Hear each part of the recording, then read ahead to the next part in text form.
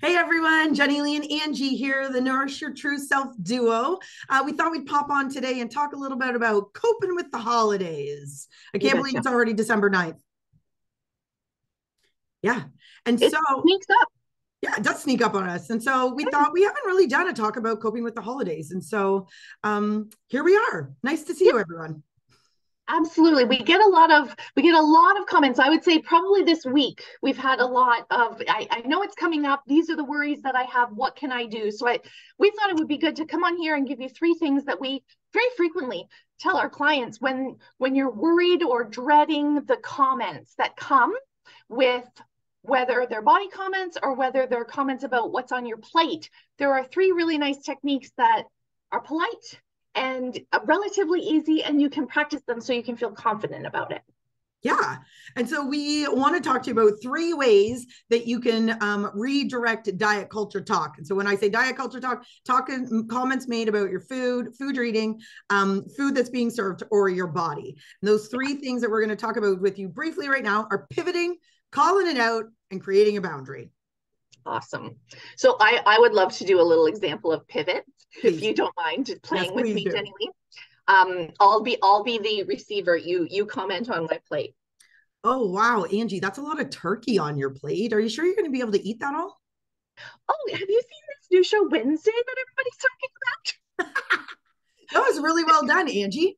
So, see Oh, what thank you. Angie did there was just totally pivot, change the subject. You don't even have to acknowledge the comments. You don't have to answer any questions. You just change the subject. You pivot. Yes. Nicely done, And it Angie. is sometimes you have to do it two or three or four times, but usually by the third and fourth time, they get you're not talking about that stuff. And this is a way to deal with those comments without directly saying to someone, I don't want to talk about that.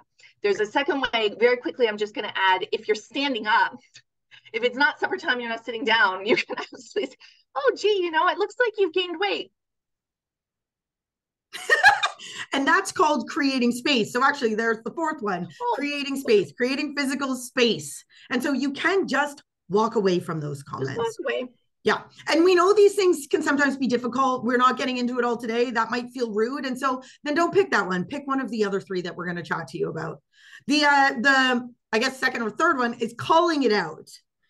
And so how might we call it out when somebody comments on our body or on our food? Yeah.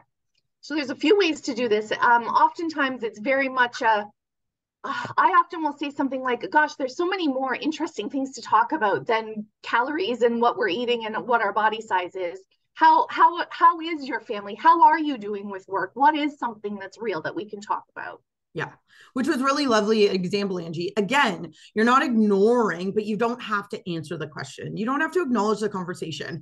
You actually can just say, hey, the call out piece is, hey, I think we got other cool things to talk about besides this. How's your family? How's this been? How's that been? What are you looking forward to in the new year? Really anything besides talking about food and bodies. Yeah, yeah, but it does call it and then shift it. Yes. And then the last one we're going to just mention quickly as well is the creating a boundary, which is a little bit more direct, but there's no questions. There's no I wonder what she's thinking about. Yes. And so should I do this one? Yeah, I think that's a good one because if I'm you're good at boundaries, man.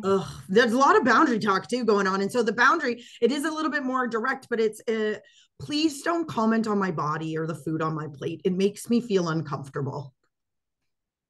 And so just Yep. outright saying it. I guess they kind of intermingle and overlap because you are slightly calling that out, but then you're also setting a boundary and letting people know it makes me feel uncomfortable. Can we just not do that?